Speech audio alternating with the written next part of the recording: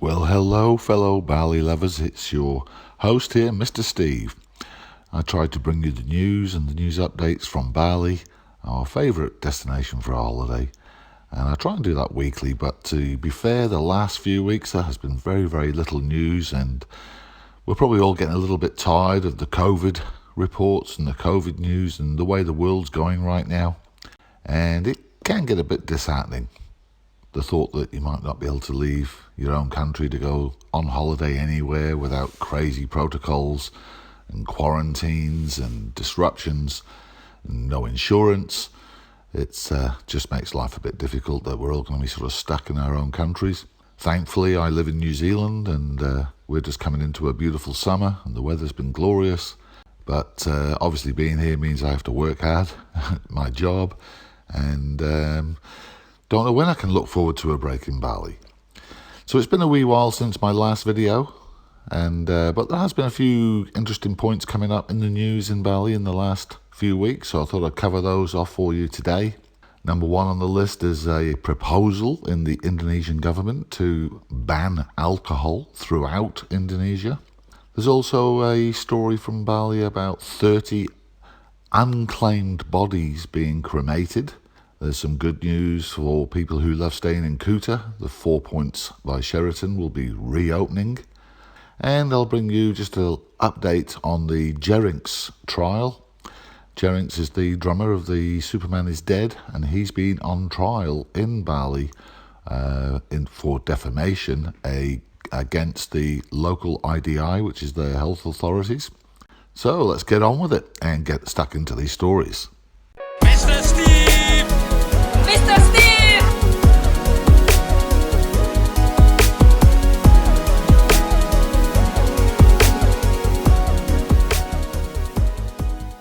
So we'll begin with probably for me is the most devastating news that could ever happen to Bali. And that is a bill that has been presented to Parliament in Indonesia for a potential ban on alcohol throughout the country of Indonesia. It was initiated by the Indonesian government to discuss a ban on alcohol, and obviously that could threaten Bali's tourism quite significantly. No more bintang, no more Iraq, no more anything actually. The bill outlaws everything. And then we've got to remember Indonesia as a whole is a Muslim country, and in most Muslim countries around the world alcohol is banned. But Bali, being a Hindu province of Indonesia, has never had a problem with it, and as we all know, we all love a good cheap bintang, watching the sunset on the beach. But this new bill goes against a Bali government regulation which permits Bali's distilled and fermented liquor. That's as an effort. That's their Iraq that they're trying to push at the moment to boost the local economy. The good news is that this bill is obviously just in the proposal stage, and it's come from 3 different political parties, but it hasn't even been discussed yet in Parliament. And this story could just be a little bit of fear-mongering.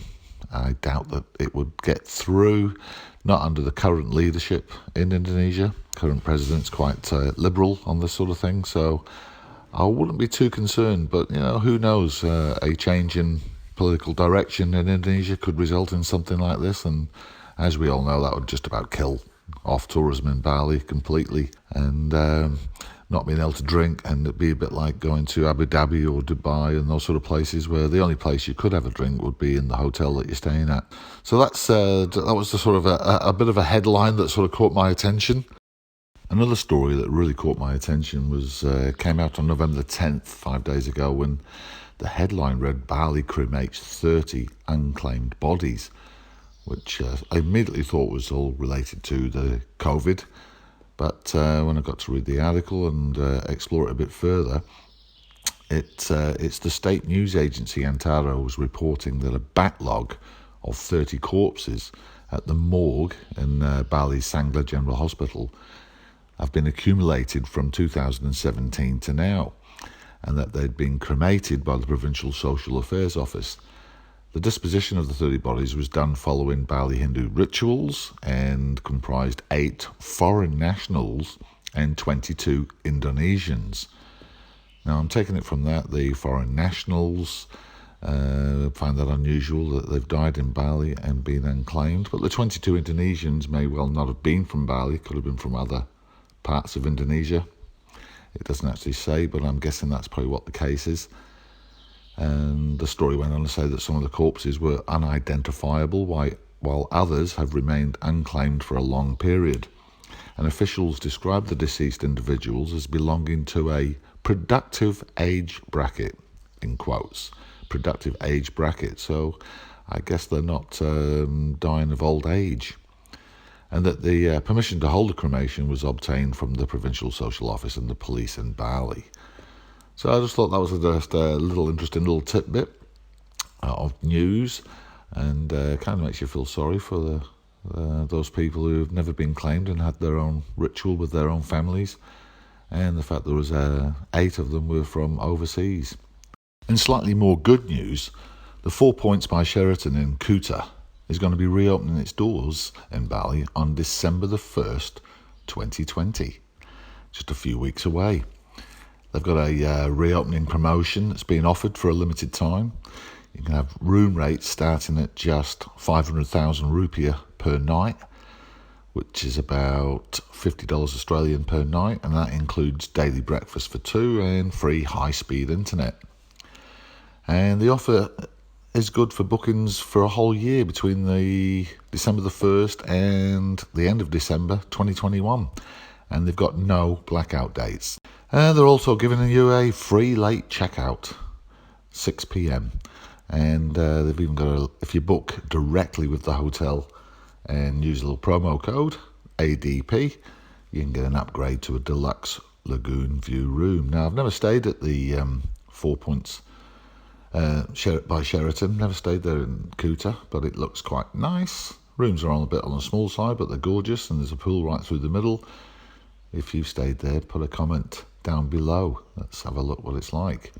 And finally, for today, I'm going to talk about the defamation trial on the drummer Jerinx, who's the drummer for Superman Is Dead band, kind of a heavy metal / punk rock band in Bali.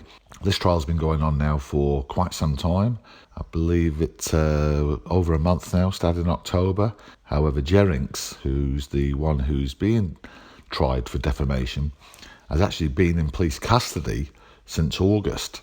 Now, this all came about because he complained on his social media pages about pregnant women in Bali having to have a urgent COVID test, even as far as being in labour, that the maternity hospitals wouldn't take them unless they had a negative test.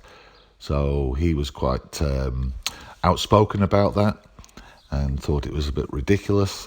And he accused the IDI, which is the Indonesian Department of Health, of being lackeys for the World Health Organization. He's also made quite a few comments over time about this sort of thing and about COVID.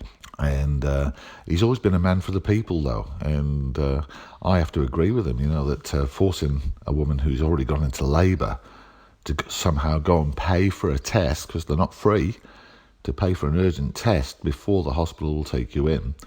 I've got 3 kids myself. I know that would put a hell of a lot of undue stress on you. So anyway, the IDI actually complained and got him arrested and put him on trial. And this trial's now been going on for nearly a month, and now Jerinx has made a statement, a final statement in his defence. Now, in his own mitigation, this is just some highlights of what he said. He's been pleading for leniency. The court prosecutors have actually asked for a sentence of 3 years in prison and a fine of 10 million rupiah, which seems very, very harsh, considering this is just a social media speech defamation suit. But Jerinx said in his statement, "If my actions are determined to be wrong, I ask for leniency in the final sentence. At this time, I am the only man in my household. If I am punished, let me be sentenced to house arrest." He went on to say that he's nearly 44 years of age, and before his arrest, he was following a fertility program with his wife to produce a child. This would be his first child and fulfill his parents' wishes, who are now more than 70 years old. Further imprisonment could jeopardize his plans for creating a family, which pretty much goes without saying, doesn't it? So he's been pleading for mitigation. I find that incredibly harsh to get 3 years imprisonment and a fine of 10 million rupiah for actually calling the IDI lackeys of the WHO and criticising them online for their policies. But that's just a quick update from Jerinx, and a few pictures that you'll see up above of him in prison and his beautiful wife, even one there when he hasn't got all his hair done nicely. But he's got a huge following in Bali, and there's been 180,000 signatures to a petition to get him released. There have been marches on the streets and protests outside the courts in Denpasar. Probably not much interest to a lot of people outside of Bali, but just on the human interest angle, I thought this was quite important. We seem to be going through the whole world seems to be going through a fake news, hate speech dilemma right now. So I just thought I'd bring that one into the mix. So that's just a few stories. There's not a hell of a lot coming out of Bali at the moment, but I'll keep you informed. Just working on a story at the moment which revolves around a vaccination against COVID that the Balinese have been developing in association with Sinovac, a Chinese drug company. And there are ministers out there saying that it could be ready in as little as 3 or 4 weeks from now. So I'll keep you abreasted on that story as it happens. All these links will be on my Instagram page, Mr. Steve Travel. If you want to go and follow the full stories, the links will be down there on Mr. Steve Travel Instagram page. Until next time, this is Mr. Steve, wishing we were all back in Bali. Take care.